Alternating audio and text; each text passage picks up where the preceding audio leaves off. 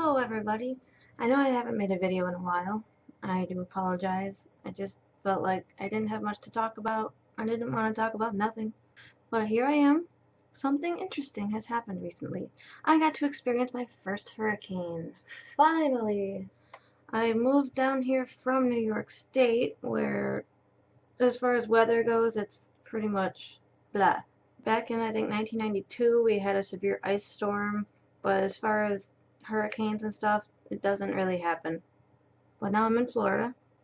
I kind of expected something by now, and it finally happened. I first learned about this hurricane on October 1st through a friend. When I got tipped off that there was a storm brewing, I got a little excited. Now, that doesn't mean I want to see all the death and destruction, but I wanted the experience, you know?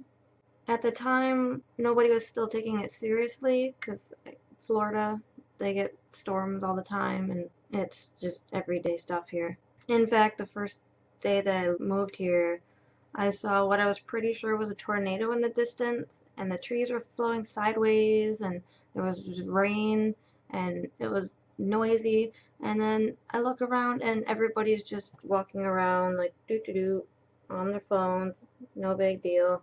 But to me, a transplant from up north where nothing happens, that was super cool. My roommate and I decided to stay despite the evacuation warnings. Those more applied to the coastal regions. We're more inland in Orlando. We weren't expecting to be hit very hard. Of course, we weren't expecting to not get hit at all, but you know. We made our final preparations, securing our pets, general hurricane preparedness stuff, and we decided to ride it out in the apartment. I think anytime you get any kind of extreme weather in an area that it's typical for, you always get those holier than thou people who are like, oh, wake me up when it's a category 5. And if you're one of those people that's like careful and trying to be safe, they're like, we like, oh, you're such a badass. Do you know who's most likely to be a casualty during these sorts of things? People like you. I stayed because I wanted to see a hurricane finally. My friend Shane said it best. Staying in a hurricane is dumb if you have other options, but then so is jumping out of a perfectly good airplane. But if you want an adventure, go have an adventure. I couldn't agree more. So I was keeping an eye on him. On the 3rd, I started to notice a little disturbance northeast of Matthew, which I dubbed the Little Dog Storm, which would later be named Nicole. I prefer my name better. He started to turn up in between Cuba and Haiti.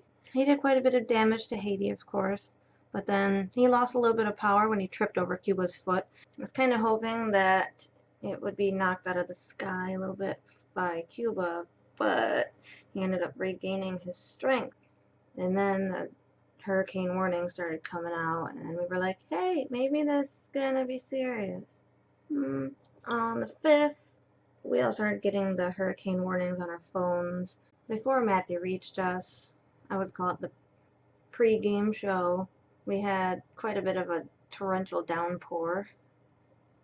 But again, it was nothing unusual for Florida weather. We get that probably 6 out of 7 days a week. Fringe effect of Matthew was starting to come right over us. More and more people evacuated. It stayed unexpectedly sunny and calm for most of it.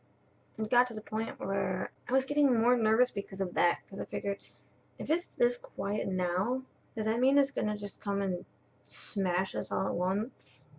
And I started kind of tossing between I'm gonna die and nah, we'll be fine. Of course, my mind was like, you know, a tree is gonna come flying through your window and impale you, and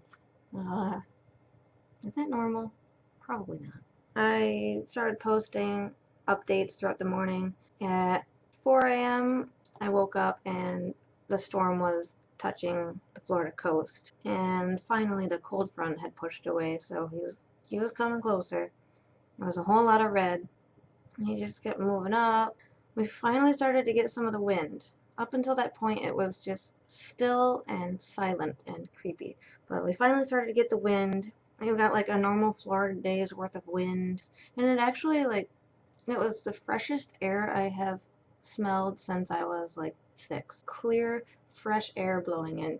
The only noise was just from the wind gusting, and then it just cleared up.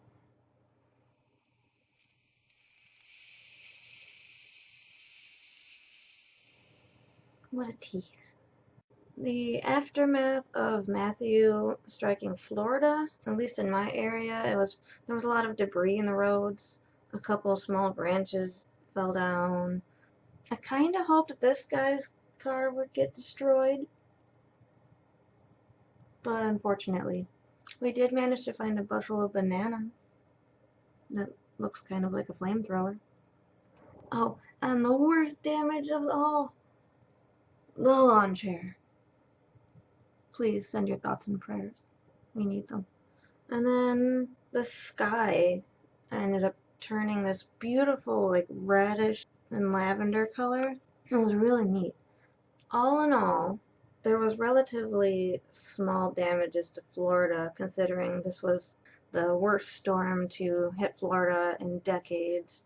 The dynamic between Matthew and Nicole was a little bit interesting to me. You know, Matthew's a major storm. Nicole's like, whoa, I'm good here. You calm down, man. I'm just gonna stay here and just. But as soon as Matthew went away, she's like, I'm going to Bermuda.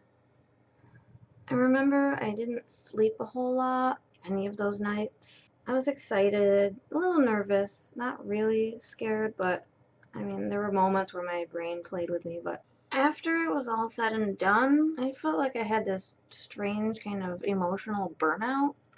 I guess when you put so much effort into preparing for something that could be potentially deadly and then nothing happens, it's like your brain just, you know? And it's also interesting to see how people behave after a storm like this. My roommate and I decided to go across the road once the curfew was lifted to the Hurricane Bar and Grill, and just a people watch.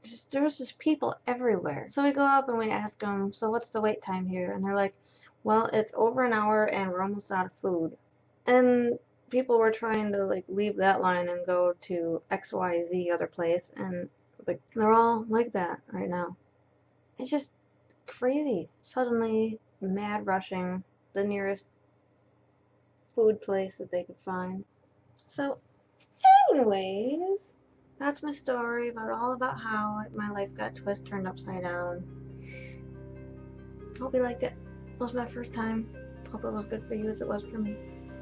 Later.